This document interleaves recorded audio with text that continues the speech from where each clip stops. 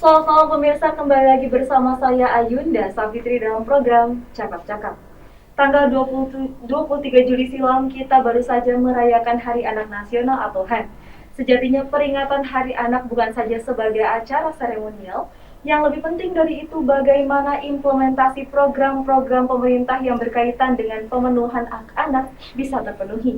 Fakta yang tak terbantahkan bahwa di Purwakarta masih ada anak yang hidup di jalanan, yang drop out dari sekolah, dan problem-problem lain yang dihadapi anak.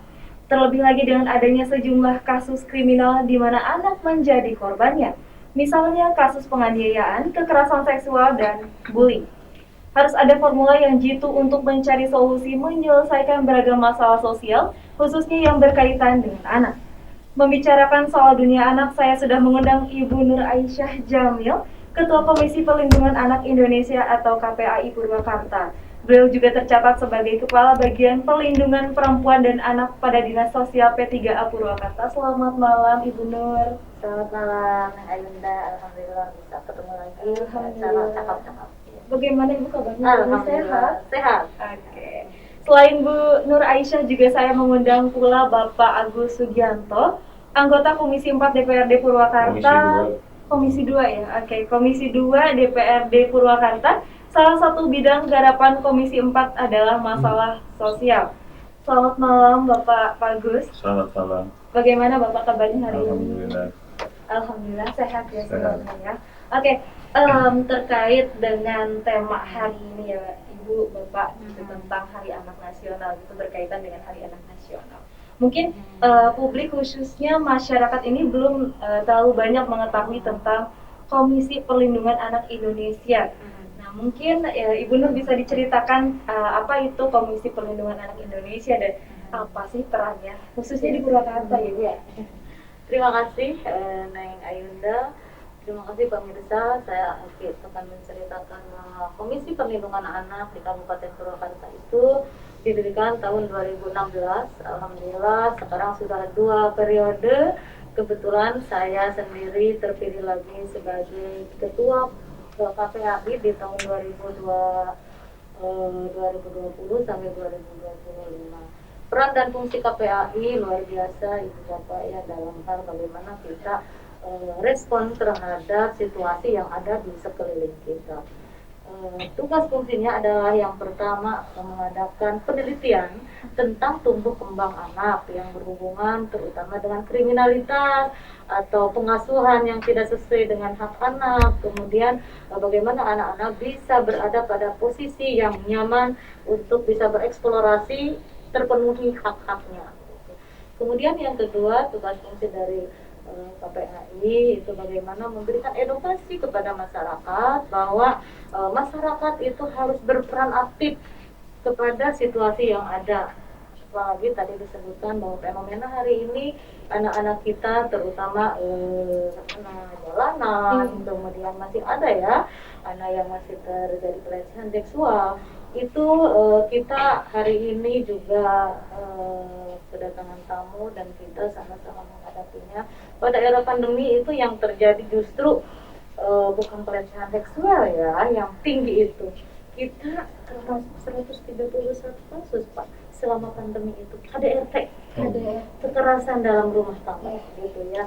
Itu kita khawatir ternyata situasi di rumah kita ingin bagaimana ketahanan keluarga itu basic pembentukan karakter bagi anak-anak.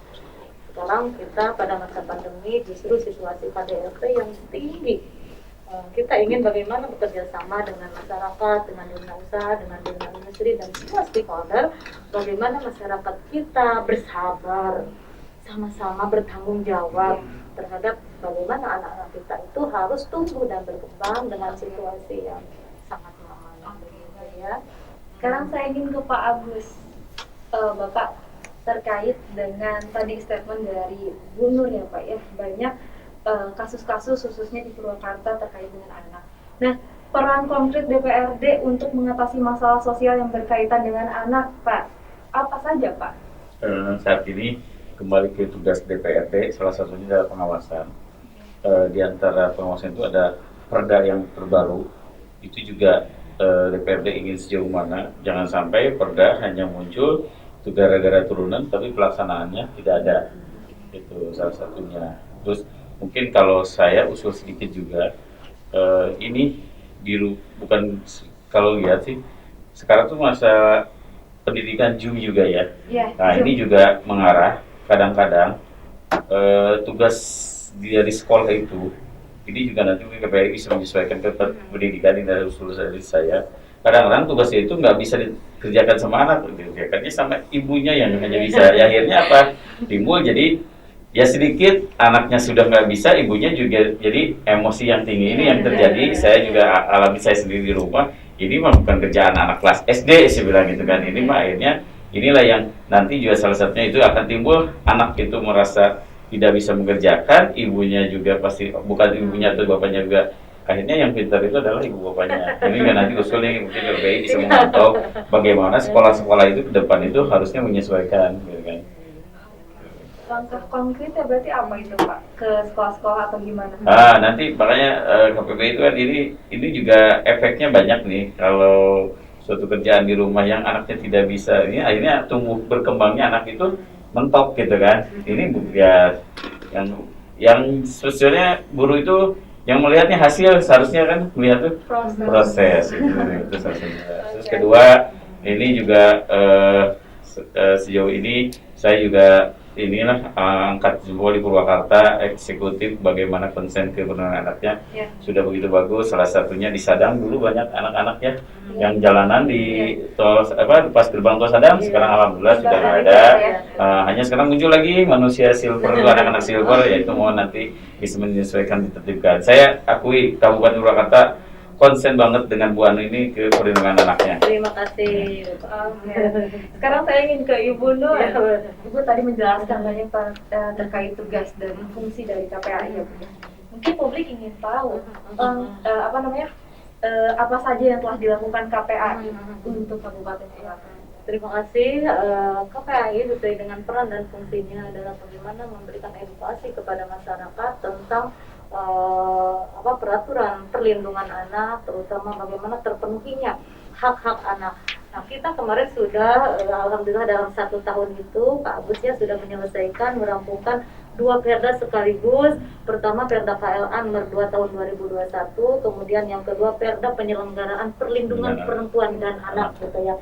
Perda yang kedua penyelenggaraan perlindungan perempuan dan anak sudah disahkan, sudah diparipurnakan dan posisinya sekarang sedang harmonisasi di provinsi dan sebentar lagi kita sedang menunggu penomoran dan keluarnya lembar negara begitu. Dan di situ kita luar biasa ya Bagja Amarwata Suta Pak Agus ya. Biasa kita bisa merangkum, memasukkan semua ide-ide dari tim perumus naskah akademik. Jadi semua yang ada dalam peraturan perundang-undang perlindungan anak itu kita masukkan di situ. Itu ada 1 kelembagaan dan 4 klaster. Kelembagaan yang pertama, anak itu harus terlembaga, harus jelas karena suara anak Purwakarta itu 28,8% anak-anak. Nah, pemerintah dalam merumuskan kebijakannya itu menunggu suara anak-anak karena berdasarkan amanat undang-undang anak itu diperhitungkan suaranya dan ditunggu suaranya. Oleh karena itu anak punya hak suara dalam rapat di desa, kemudian termasuk pengambilan keputusan di tingkat kecamatan, di tingkat kabupaten, itu forum anak itu harus diundang untuk ditanya suaranya. Sebenarnya anak pengennya seperti apa? Atau tujuan yang sederhananya adalah anak harus tahu alur kebijakan, arah kebijakan pemerintah itu kemana, anggaran fisiknya berapa, anggaran penguatan kelembagaan atau pengembangan mentalnya seperti apa, berapa porsi untuk tumbuh kembang anak, dan termasuk fasilitas-fasilitas untuk pemenuhan hak anak kan gitu. Minimal anak harus tahu bahwa pemerintah itu konsen terhadap memfasilitasi tumbuh kembang anak-anak gitu ya. Dan alhamdulillah itu dari aspek kelembagaan. Kemudian yang kedua, klaster hak sipil dan kebebasan. Anak-anak kita Purwakarta sudah kita jabarkan di situ bahwa anak Purwakarta itu tidak boleh ada anak yang tidak mendapatkan kakak. Kita sedang sisir Pak sekarang. Saya ke desa-desa itu menyisir, mengabsen hampir setiap desa. Saya tanya berapa persen yang tidak mempunyai kakak. Kepala desa itu berkewajiban untuk memfasilitasi itu. Dan alhamdulillah hanya beberapa desa saja yang masih belum, minimal dalam seperti di desa di Kelurahan Mojojaya gitu ya. Kalau saya tanya, kemudian saya langsung minta datanya, itu hanya 2 orang, 3 orang yang belum mendapatkan kakak. Ketika ditanya ini latar belakangnya apa, ternyata memang ini karena kehamilan yang tidak diinginkan. Itu biasanya apa kendalanya di situ. Jadi kalau seandainya dia lahir dalam keadaan normal gitu ya, situasi yang harmonis, maka itu semua bisa kita laksanakan. Nah, itu hak sipil dan kebebasan. Anak-anak itu punya hak untuk bagaimana dia mendapatkan nama yang jelas, tempat tanggal lahir, diakui oleh negara, termasuk kartu identitas anak. Purwakarta memang Pak untuk kartu identitas anak agak rendah Pak, baru 62%. Gitu ya, saya koordinasi dengan Disdukcapil, kenapa ini tidak sampai 99% sesuai dengan data yang tidak mendapatkan kakak gitu. Ternyata memang tidak sejalur Pak ininya. Jadi harusnya ketika dapat kakak langsung dia dapat KIA harusnya. Jadi nempel gitu. Sehingga KTP SIM kita lah gitu ya. Jadi tidak gejlok datanya. Kalau ini mah kakak duluan. Kalau KIA, siapa yang mau KIA? Ayo ke sini. Nah, itu yang agak susah Neng. Sedangkan KIA itu kartu identitas anak yang dia kalau orang dewasa itu KTP-nya, SIM dia kemana-mana harus pasti ditanya KIA gitu ya. Nah itu yang agak belum sinkron. Kita sekarang lagi koordinasi bagaimana mensinkronisasi itu supaya nanti data di kita anak yang mendapatkan KIA dan kakak itu balance gitu ya. Itu. Kemudian yang kedua perlindungan khusus Pak. Dari klaster-klaster itu perlindungan khusus kita ingin bagaimana anak-anak Purwakarta itu dilindungi secara khusus. Siapa aja yang harus mendapatkan perlindungan khusus? Yaitu pertama, anak yang sedang berhadapan dengan hukum. Karena kita tidak menutup mata Pak. Saya berdampingan dengan P2 TP2A, dengan Polres Purwakarta, dengan KPAI, dengan Dinsos. Itu anak yang berhadapan dengan hukum, itu tidak ada Pak. Diproses secara hukum. Dan kemarin juga saya mengantar ke Bogor gitu, menitipkan ke Sukamiskin gitu kan. Itu bagian dari situasi yang nyata bahwa anak-anak kita masih ada gitu ya, yang harus berhadapan dengan hukum. Tugas kita adalah bagaimana kita memberikan penguatan secara emosional, secara spiritual ke keluarganya, ke korban. Korban itu kita dampingin sampai dia bisa direhabilitasi sosial, dia bisa kembali lagi ke sosial, bisa bersosialisasi dengan teman-temannya. Nah itu tugas kita dari dinas sosial, dan kita di situ punya pengacara, kita punya psikolog gitu ya, kita punya peksos gitu yang terus mendampingi anak-anak yang sedang berhadapan dengan hukum. Itu harus dilindungi secara khusus gitu ya. Lanjut? Sangat amat jelas Bapak Ibu. Oke, sekarang saya ingin ke Pak Agus. Sejauh ini bagaimana Bapak melihat kinerja lembaga eksekutif Purwakarta ya Pak, dalam kaitannya dengan pemenuhan hak dan perlindungan terhadap anak? Kalau saya lihat dari segi pendidikan, Purwakarta konsen banget ya, hampir rata-rata yang anak tertinggal juga paket B, paket C itu ternyata saya ada beberapa anak yang kaget, saya bilang kok nggak salah, ternyata dia bisa menyelesaikan dengan paket. Berarti Purwakarta itu konsen untuk kependidikan. Tapi ada satu Bu yang bagi saya untuk kesehatan ini. Nah ini nanti saya ingin ke depan tuh anak-anak juga sama, yang mampu dan tidak mampu mendapat perlindungan yang sama di kesehatan. Karena ini kejadian yang kemarin ya, ada anak yang stunting yang dirawat di Bayu Resi. Kalau saya sih percaya ini mungkin antar koordinasi, bagaimana anak nggak bisa keluar karena nggak punya biaya. Nah akhirnya Komisi 4 kemarin dengan saya bisa mengeluarkan evaluasi. Kemungkinan ini sih dari eksekutif kalau saya sih melihat ini koordinasi yang nggak ada.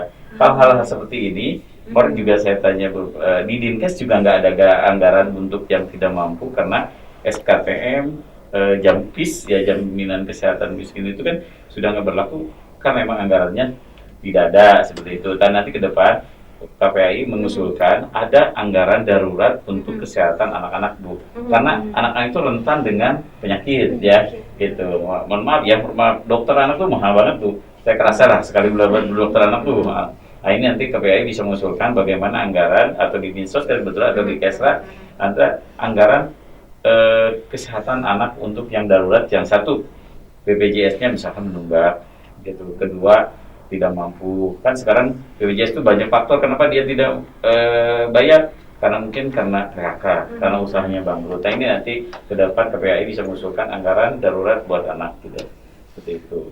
Oke, baik. Sangat aman. Saya menambahkan juga yang pertanyaan dari Bapak itu dari aspek kesehatan. Memang dalam penilaian Kabupaten Layak Anak itu sudah sangat jelas sekali Pak. Klaster pendidikan dan klaster kesehatan itu pertanyaan yang paling banyak sekitar 380 pertanyaan di kesehatan. Klaster 3 itu kesehatan dasar dan kesejahteraan. Di antaranya pertanyaannya sederhana sekali.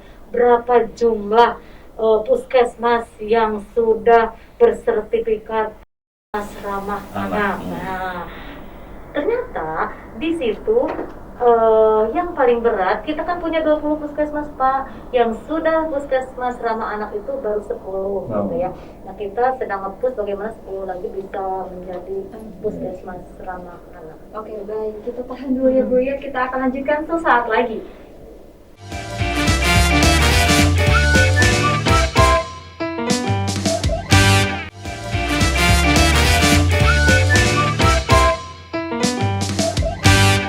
Baik pemirsa, terima kasih masih bersama kami. Kita akan melanjutkan Ibu Nur terkait dengan statement Ibu yang tadi sempat terhenti mungkin ya karena ada yang lewat. Nah itu ada yang ingin Ibu lanjutkan. Baik, Neng, akan kita lanjutkan dalam Perda KLA nomor 2 tahun 2001 itu klaster yang ketiga adalah klaster pendidikan dan pemanfaatan waktu luang.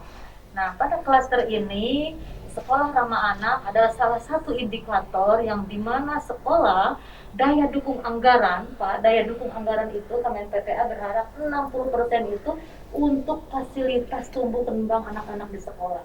Jadi tidak lebih mengedepankan bagaimana lebih ke kurikulum gitu ya, penguatan kurikulum, tapi bagaimana 60% daya dukung anggaran itu untuk memfasilitasi potensi-potensi anak selama di sekolah. Contoh, ada tempat duduk yang aman, kemudian WC berbasis gender, 100 anak, ada 2 WC. Sekarang pada di luar biasa inovasinya, satu kelas, satu WC. Satu kelas, satu WC. Anak kita kan 32 orang per kelas itu ya idealnya, satu WC gitu ya kan, itu bagian dari inovasi dan saya juga sudah laporkan ke Kemen PPA sehingga banyak inovasi yang ada di Purwakarta dan alhamdulillah Pak Agus, kita besok akan diundang oleh Kemen PPA kepada Bupati Purwakarta akan mendapatkan anugerah dari Kemen PPA sebagai Kabupaten Layak Anak tahun 2021. Alhamdulillah.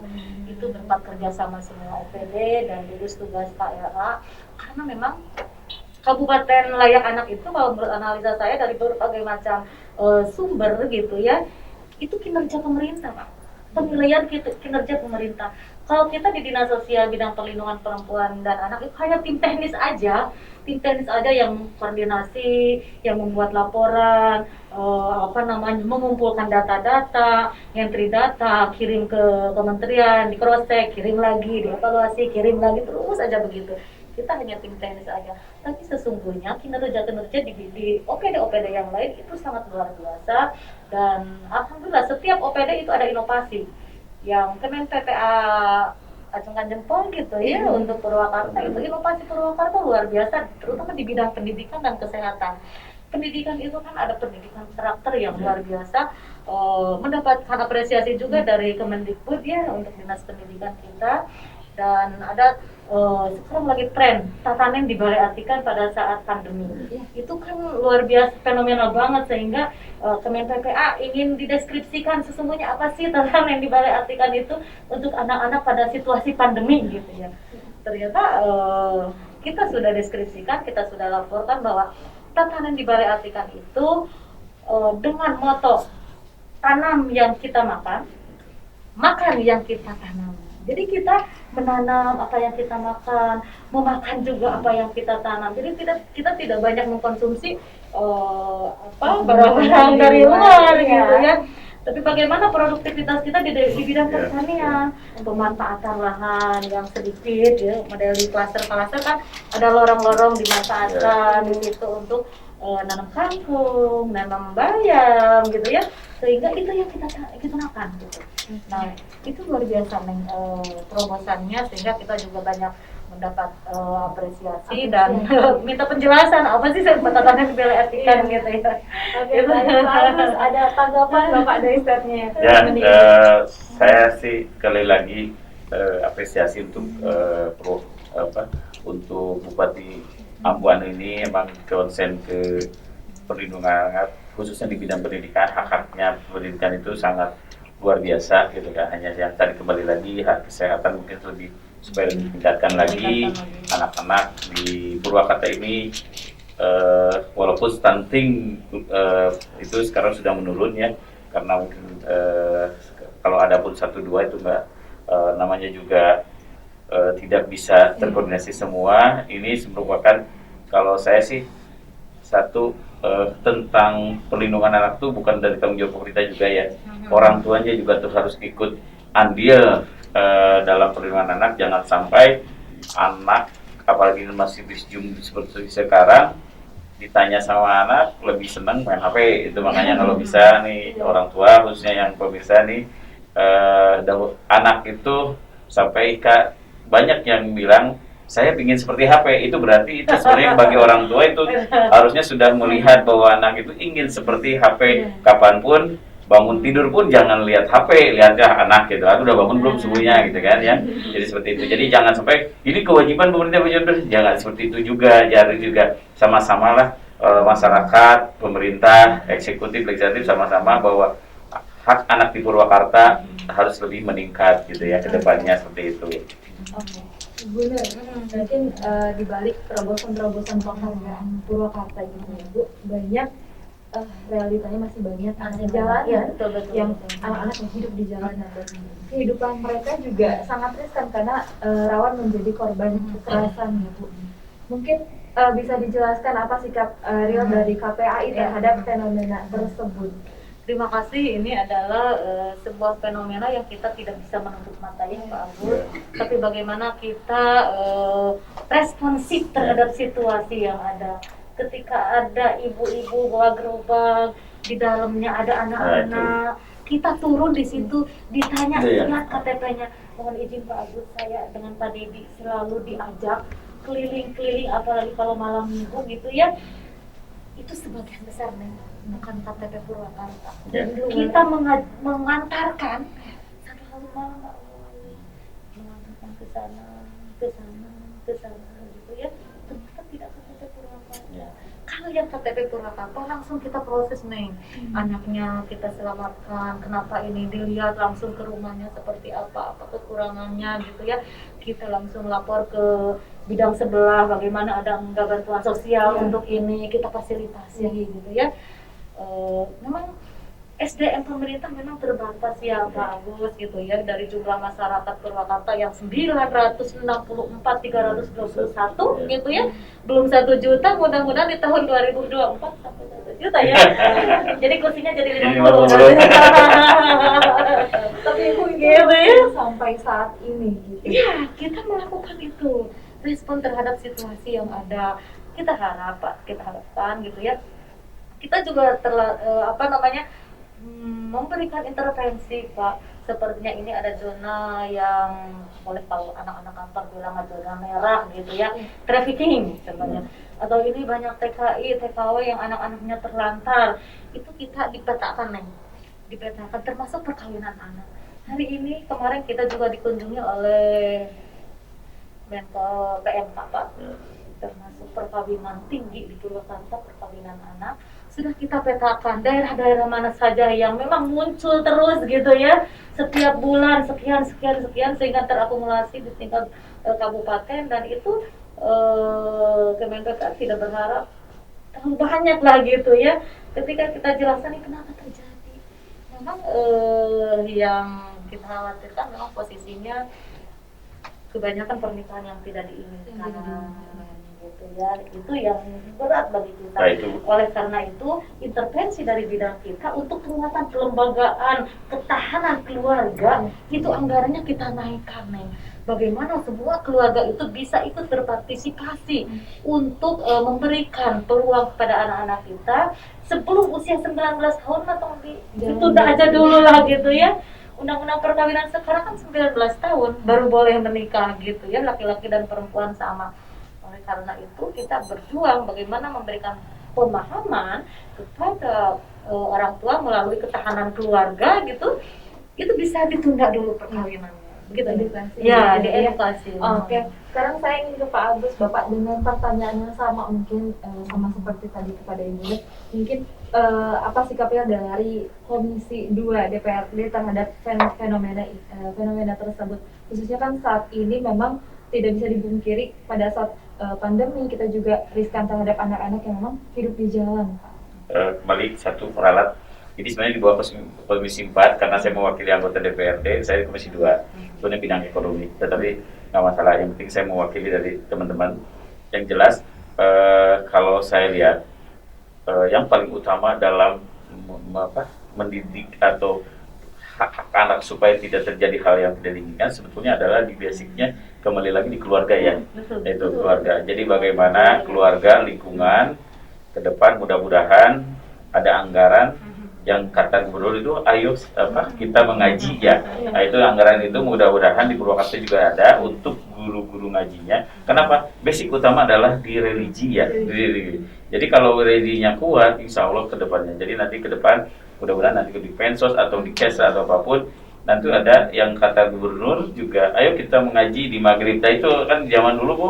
Nah itulah. Ini sekarang kan ayo bukan mabar ya. Itu repot saya lihat gitu. Makanya jadi ke depan mudah-mudahan untuk hak-hak anak itu makin ditingkatkan, pendidikannya sudah, pendidikan nasional sudah, nanti ada pendidikan agama, jadi nanti mungkin mudah-mudahan setiap RT itu ada pantauan anak-anak itu bagaimana sih mengajinya sejauh mana untuk di muslim ya, untuk yang di non muslim mungkin ada lagi pendidikan agamanya seperti apa. Kenapa? Basic utama itu di agama sebetulnya. Kalau sudah agamanya kuat, insya Allah lah pergaulan apapun mereka juga sudah bisa. Karena sekarang itu kenapa yang dikhawatirkan adalah informasinya, maaf ya, informasi di HP itu lebih gila-gilaan lagi gitu kan. Makanya ini dari perlindungan tetap dari orang tua, pemerintah tuh hanya punya program loh seperti ini, tapi kalau nggak ada dukungan dari orang tua juga repot. Dan pemerintah juga programnya juga harus merata dan pemantauannya tidak hanya anggaplah satu kelurahan yang misalkan kelurahan itu adalah kebetulan banyaknya pejabat di situ, itu juga ya. Jadi hal-hal yang nanti misalkan ke daerah-daerah yang itu juga harus perlu dipantau dengan rata ya. Jadi anak jangan sampai anak kota dengan anak kampung pengetahuannya beda, makanannya beda gitu kan, istilahnya seperti itu. Jadi seperti itu kembali lagi basic anak itu ada sebetulnya dari keluarga dulu. Pemerintah hanya punya program dan pemerintah mendukung juga untuk keseluruhannya seperti itu. Tapi dari yang Bapak lihat mungkin ya, apakah program-program yang tadi Bapak sebutkan itu sudah terlaksana atau belum, Pak? Kalau saya lihat kalau dulu karena mungkin Zoom ya sekarang ya. Nah, saya nggak apa kalau saya kebetulan anak nggak apa di SD itu udah dulu kan ada program kita benih gitu ya. Sebetulnya sih yang paling utama sebenarnya akhlak ya. Nah, nanti mudah-mudahan di Ibu apalagi bukan tahu bagaimana pernah di pendidikan di SD itu udah tambah namanya pendidikan agama untuk akhlaknya lah gitu kan, seperti itu gitu kan. Karena rentannya anak-anak itu kan mulai SD kelas 4 ya Bu ya, sampai ke SMP ya. Kalau SMA sudah bisa sedikitnya lah. Kalau SMP, SD, SMP-nya sudah agak kuat, mereka SMP masih bisa membedakan mana yang baik dan itulah. Dan anggaran juga harus lebih prioritaskan bagaimana mempertahankan, karena anak itu adalah masa depan penerus kita. Bagaimana penerusnya seperti sekarang misalkan nantinya seperti apa gitu. Kalau sekarangnya kuat, insya Allah kedepannya juga negara kita akan lebih kuat lagi. Oke, baik. Sekarang saya ingin ke Ibu Nur. Ibu Nur, masih terkait dengan anak jalan ya. Apakah Purwakarta ini memiliki rumah singgah untuk anak jalanan? Ya, terima kasih Ibu Lupa yang saya banggakan. Kita juga hari ini sejak zaman Pak Deddy Mulyadi menjabat sebagai Bupati Purwakarta, Balai Titirah Jalan Usman itu adalah tempat singgah. Tempat singgah. Dan di situ kita ada tim, ada psikolog, ada pengacara, ada peksos di situ yang secara keilmuan sudah kita latih gitu ya, bagaimana memberikan pendampingan, memberikan solusi alternatif, termasuk di situ problem solving masyarakat yang datang melalui pengaduan-pengaduan kita. Dan kita juga punya call center yang 24 jam bisa melayani masyarakat. Nah, Balai Titirah itu adalah balai di mana masyarakat Purwakarta bisa titirah, bisa beristirahat gitu. Yang selama ini kita lakukan apabila ada anak-anak yang sedang proses hukum, sedang di BAP, kemudian sedang berada pada berkas di pengadilan, menunggu sidang-sidang, nah itu istirahatnya di situ. Gitu ya. Termasuk ada beberapa ibu-ibu yang kabur juga dari rumahnya, tidurnya ke situ Pak. Jadi nyarinya gampang kan dari sini. Oke, baik Ibu Nur, tahan dulu ya. Pemirsa kita akan kembali sesaat lagi.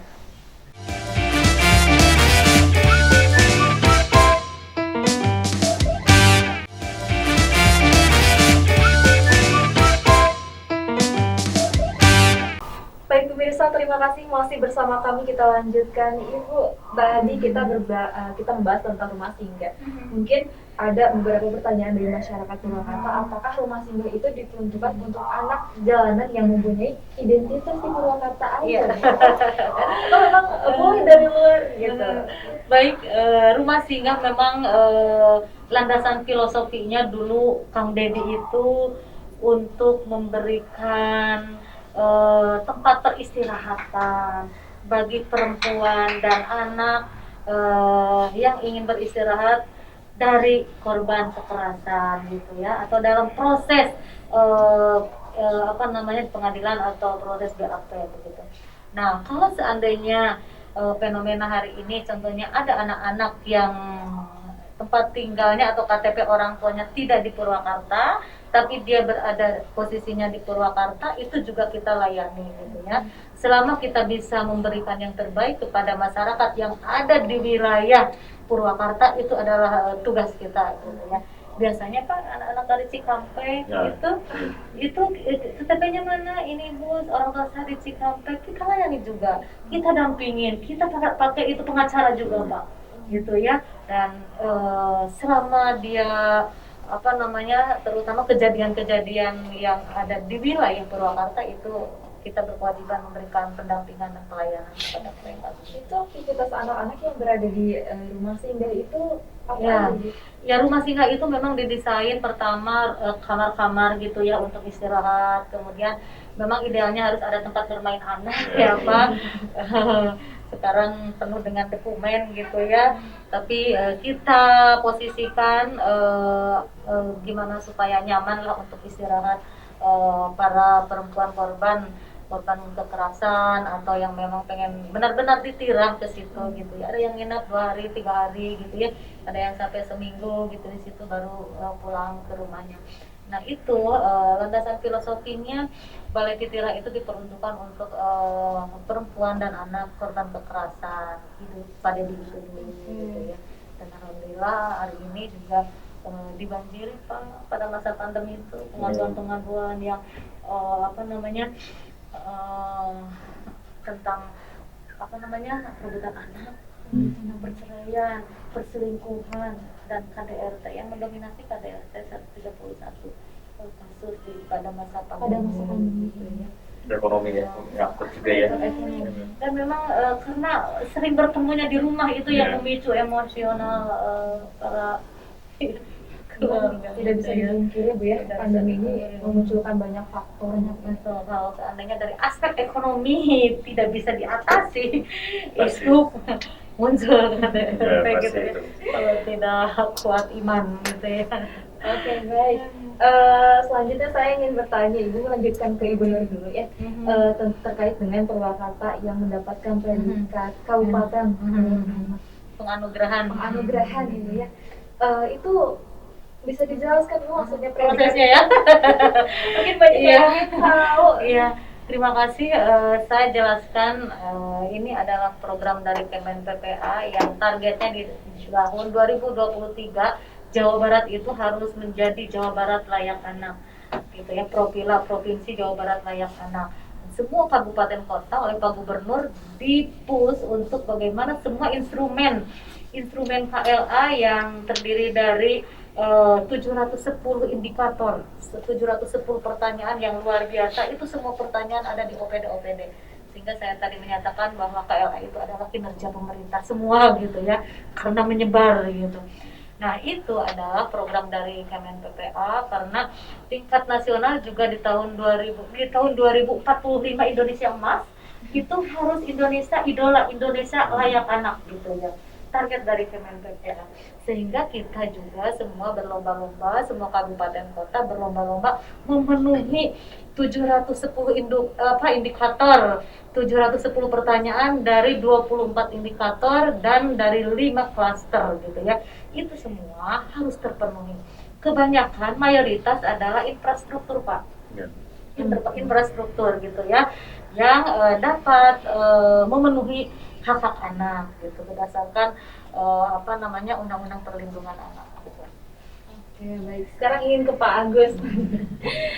Bapak, Kabupaten Layak Anak atau KLA ini salah satu tujuannya untuk menjamin pemenuhan hak dan perlindungan anak, betul ya Bu? Nah, bagaimana Bapak melihat potret anak-anak Purwakarta secara umum?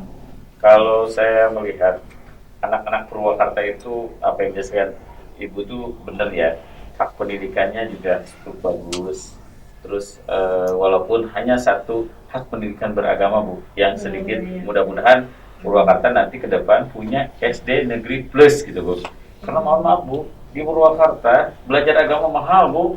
Ibu sempat tanya-tanya sekolah plus Bu, berapa masuknya gitu kan. Nah ini ke depan mudah-mudahan nanti Ibu pendidikan ada misalnya SD Singawinata atau apa yang khusus SD plus punya negeri gitu kan ke depan itu. Jadi apa? Jangan sampai anak pendidikan nasional pendidikan agamanya juga harus Purwakarta punya ciri khas. Kedua, saya lihat anak-anak di Purwakarta kreativitas ya, terutama dari seni dan seni itu di Purwakarta cukup banyak yang berhasil lah. Hanya satu mungkin nanti dengan pendidikan olahraga ya Bu. Nah pendidikan olahraganya jangan sampai main bola kita sudah pernah ya Bu, beberapa main bola kita sudah pernah, anak-anak kita pernah ikut dunia, nanti ke depan olahraga yang lain juga lebih ditingkatkan karena kita punya gor yang bagus ya Bu. Nah, kita punya kolam renang yang bagus dan juga di sana anak-anak Purwakarta mudah-mudahan ke depan banyak prestasi yang dicapai di bidang olahraga terutama. Karena kalau yang terus ini dalam pendidikan agama juga MTQ ini agak sedikit menurun Bu. Ke depan nanti Purwakarta juga harus disediakan MTQ ke depannya. Yang jelas kesehatan mohon ditingkatkan ke depannya, gizi buat anak yang dulu pernah ada program-program anak, kalau sekarang jauh sih nggak mungkin ya. Yang jelas sekarang mah vaksinasi anak lah Bu, mohon lebih besar ya. Karena sekarang mau ngasih makanan yang bergizi buat anak-anak orang sekolah anak-anaknya nggak gitu kan. Yang jelas vaksin lah yang sekarang harus lebih ditingkatkan, jangan satu plot. Sekarang kan kemarin ada beberapa sekolah itu pun ya tergantung vaksinnya ada tidaknya ya buat anak. Mungkin dari saya. Benar, ada tanggapan Bu? Ya, luar biasa Pak Agus. Memang kita dari pemerintah juga dari organisasi sosial masyarakat juga alhamdulillah dunia usaha kita punya asosiasi perusahaan sahabat anak Indonesia gitu ya, yang sudah berperan dari produknya sudah layak anak, kemudian polisinya juga sudah layak anak gitu ya. Dan alhamdulillah digawangi oleh PT Hino gitu ya. Dan kita di Purwakarta di bawah Dinas Sosial Bidang Perlindungan Perempuan dan Anak sudah dilantik, sudah diturunkan SK dan diberikan penguatan kelembagaan oleh Apsai Pusat oleh Pak Insinyur Budiono gitu ya, itu luar biasa. Semua perusahaan 64 perusahaan Pak sudah tergabung dalam Apsai. Itu semua berkomitmen untuk bagaimana minimal policy, kemudian produk dan CSR-nya itu bisa maksimal untuk anak-anak gitu ya. Saya bersyukur sekali, kemarin juga kita sedang mengadakan audiensi ke sana kemari gitu untuk bagaimana semua posyandu atau semua TK-TK itu daya dukung anggarannya dari perusahaan-perusahaan bisa masuk ke situ Pak. Gitu, untuk fasilitas bermain anak-anak. Satu lagi Bu, mudah-mudahan anggaran dana untuk ini lebih besar untuk PAUD ya Bu. PAUD. Nah, masih kecil ya, 600.000 satu tahun katanya. 50.000 ya. Ibu per bulannya kan harusnya SDM-nya ibu bapak gurunya. Iya, itu maksudnya nanti PAUD karena kan sekarang saya lihat antusias masuk PAUD itu banyak ya. Cuman kan kondisi PAUD anggarannya masih kecil. Kemarin juga pernah Ibu Bupati bilang, kok masih kecil ya anggaran PAUD katanya. Kemudian ke depan bisa ditingkatkan nih. Iya, kebetulan Pak Agus, saya juga sebagai Ketua Pokja Bunda PAUD Kabupaten, Pak Agus punya tugas yang luar biasa berat. Bagaimana kita mampu meningkatkan PAUD. Itu ditekan banget kita, dan kita juga dengan ormit organisasi mitra ya, IGTKI, Himpaudi, kemudian IGRA, dan organisasi-organisasi yang ada di bawah naungan Dinas Pendidikan gitu atau LSM dan swadaya masyarakat, itu semua kita ngumpul bareng, berkoordinasi untuk bagaimana semua anak itu bisa terdaftar dulu Pak. Karena APK itu salah satu indikatornya kenapa APK Purwakarta bidang PAUD-nya rendah, karena anak-anak tidak terdaftar di bank data kita gitu. Jadi anak sekolah agama nggak apa-apa, tapi database-nya ada, dilaporkan gitu ya, bahwa di desa ini ada sekolah agama Nurul Iman, anaknya 25 orang, by name, by address, by picture, gitu ya. Nah, kalau sudah terakomodir begitu, itu semua, jadi nanti kan akan dihitung berapa jumlah anak usia ini, gitu ya. Kemudian berapa anak yang terdaftar di sekolah, di PAUD, itu kan akan berbanding lurus dengan APK, gitu. Karena itu kita juga kemarin melakukan sosialisasi kepada Bunda PAUD tingkat kecamatan, ibu-ibu camat dan Bunda PAUD tingkat desa, ibu-ibu kepala desa, itu semua memantau, melihat apakah anak-anak di lingkungan kita sudah terdaftar saja dulu, karena kalau sudah terdaftar, bank datanya ada, kita intervensinya mudah gitu. Jadi berapa persen anak-anak kita yang belum terdaftar nanti endingnya di APK gitu ya. Baik Ibu. Saya masih ingin ada yang ingin ditanyakan kepada Ibu ya. Boleh. Mungkin banyak masyarakat, khususnya masyarakat Purwakarta juga ingin tahu, ini Purwakarta dapat penghargaan KLA. Siapa yang memberikan penghargaan? Syarat yang paling utama mendapatkan KLA. Ya. Jadi begini, Kemen PPA itu menilai kinerja pemerintah melalui satu kelembagaan, 5 klaster gitu ya. Kemudian diturunkan dalam bentuk pertanyaan-pertanyaan yang kita jawab, Pak. Dokumentasinya kita scan, kita kirim, dibikin narasi yang luar biasa meyakinkan, dibuktikan dengan foto-foto, termasuk daftar hadir dan lain-lain, kita kirim semua ke Kemen PPA. Nah, itu nanti muncul nilai dan yang paling besar nilainya adalah di kelembagaan, di Perda, karena tidak semua kabupaten kota itu punya Perda KLA, tidak punya Perda penyelenggaraan perlindungan perempuan dan anak.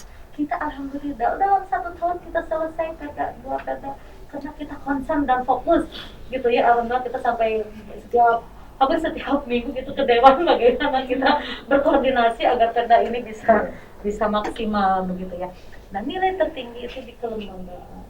Karena kita sangat yakin ketika kita sudah punya Perda, turunan teknisnya, perbubnya, kemudian peraturan kepala UPD-nya atau SK-SK dari camat itu mudah, ada cantolan-cantolan gitu. Nah, itu penilaian yang tinggi dari Kemen PPA itu dari aspek kelembagaan. Kemudian yang disoroti lagi dari perlindungan khusus tadi. Jadi anak-anak memang harus difokuskan, terutama anak-anak yang sedang berhadapan dengan hukum dan anak disabilitas. Kita itu Pak Agus punya 1010 warga Purwakarta yang disabilitas. Gitu dengan berbagai macam jenis gitu ya, ada yang tunarungu, tunang ini gitu ya. Nah, anak 1001 anak di Kabupaten 1101 anak di Kabupaten Purwakarta yang disabilitas. Kita fokus ke situ nih. Bagaimana anak-anak disabilitas itu hak pendidikannya sama. Kemudian di situ juga ada pertanyaan, berapa sekolah yang inklusif? Sekolah yang mampu menampung anak-anak yang berkebutuhan khusus dan difasilitasi oleh pemerintah. Gurunya ada, kursi rodanya ada gitu ya. Termasuk inovasi mau pelayanan publik itu nilainya tinggi. Gitu ya. Karena masyarakat mampu mengakses. Itu kita bikin paspor nggak harus ke Karawang kan di sini berapa jam? Nah, sebentar juga udah jadi. Nah, itu bagian dari ikhtiar kita pemerintah untuk bagaimana memberikan pelayanan prima kepada masyarakat gitu ya. Dan saya bangga banget Bupati Purwakarta terus memantau, terus memberikan support ke semua dinas gitu ya untuk bagaimana memaksimalkan yang kita bisa gitu ya, dari aspek anggaran, dari aspek daya dukung sosial, daya dukung emosional, semua bisa bahu membahu untuk mewujudkan Purwakarta layak anak gitu. Oke, baik Bapak. Nah, mungkin saya ingin bertanya kepada Pak Agus, Bapak mungkin memiliki saran yang ingin Bapak sampaikan ya kepada Pemkab agar Purwakarta ini bisa menjadi kabupaten yang memenuhi hak anak. Satu mungkin pendidikan di Purwakarta dalam segi tadi satu agamanya ya sudah harus lebih ditingkatkan. Kalau ada anggaran buat guru ngaji lebih bagus lagi ya ke depan. Guru ngaji setiap RT, RT RW sudah dapat siltap, adalah guru ngaji satu RT yang dapat siltap ke depannya. Kenapa? Karena maaf ya Bu, di kota sendiri apa lagi ya, mereka itu kadang Ibu bisa ngetes berapa anak yang sudah bisa ngaji. Gitu. Kadang kalau yang masuk PAUD rata-rata bisa lah ya. Ini yang terus. Kedua, taman anak ya Bu. Diorama sudah ada bagus alhamdulillah. Yang satu lagi kita bolehkan umum adalah taman anak gitu kan. Kalau Bandung kan punya ada mana sih taman anak. Itu Purwakarta belum, nanti mungkin khusus ada taman anak yang ke depan nanti setelah pandemi selesai. Nah, ini juga harus lihat ada. Ketiga, kalau bisa ada mindset pelajaran di Purwakarta, ciri khas anak itu jangan sampai sekolah, maaf ya Bu, rata-rata sekolah tuh ingin kerja ya, tapi mindsetnya mudah-mudahan ada satu sekolah di Purwakarta, mindset orang itu keluar tuh bisa jadi entrepreneur. Belajar dari Jepang itu tanya anaknya nggak mau kerja, saya bikin perusahaan gitu kan, jadi itu ternyata dari TK Bu. Ya, jadi TK anak itu di Jepang itu mainannya sudah dibuka, suruh dipasang lagi. Itu yang keren gitu saya bilang. Itu makanya nanti ke depan mudah-mudahan Purwakarta punya sekolah yang mindsetnya ke depannya tidak ketergantungan saya harus bekerja. Itu yang sekarang mungkin yang harus digalakan gitu kan. Tapi ada swasta ya Bu yang di Darangdan kalau saya SMK entrepreneur ya. Nah, keren itu sebelah gitu. Nah, itu kan SMK di bawah gubernur. Nah, itu SMP-nya lah nanti yang dibikin. Ketiga, ekstrakurikuler nanti di sekolahan lebih ditingkatkan, jangan sampai wajib pakai baju pramuka tapi pramukanya nggak ada. Nah, itu nanti karena apa, pengalaman saya di kepramukaan itu ternyata lebih banyak orang itu berpikir positif dibanding ya maaf ya, jadi berbenturan dengan informasi yang kurang baik itu kalahlah sama dengan ekstrakurikuler. Ini lebih tahu lah karena ini ahlinya pendidikan gitu ya. Gitu. Pokoknya yang jelas Purwakarta hanya tinggal melangkah sedikit-sedikit aja, semuanya sudah ada di tempat lain. Diorama nggak punya, kita punya. Saya juga baru kaget tuh, ternyata hebat Purwakarta tuh punya sejarah yang hanya audio, karena anak-anak sekarang macam orang Bu. Benar, males ya. Rata-rata anak-anak sekarang mau macam males Bu. Mau malesan lah mau baca tuh. Tapi kalau sudah dari audio visual ternyata mereka lebih ngerti, oh Purwakarta tuh ternyata tahun sekian gitu kan, seperti itu ya. Ya, baik, terima kasih Pak Agus, terima kasih juga Ibu sudah Sama-sama. hadir, sudah mau Sama-sama. menjelaskan banyak hal mungkin untuk masyarakat Purwakarta melalui Cipta TV. Siap. Mudah-mudahan Bapak sama Ibu Amin. terus sehat, Amin. ya. Amin, amin. Semoga harapan-harapan yang itu bisa tercapai. Amin. Ya. Mudah-mudahan kita bisa ketemu lagi di Cipta Amin. TV Siap.